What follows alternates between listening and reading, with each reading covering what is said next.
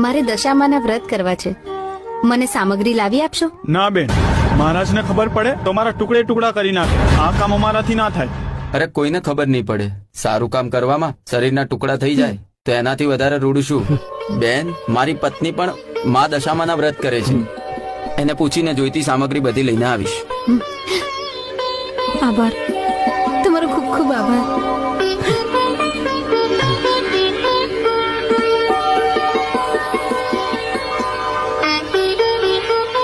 બહેન, ઓ બહેન, તમારી બધી સામગ્રી હું લઈને આવ્યો છું. આભાર.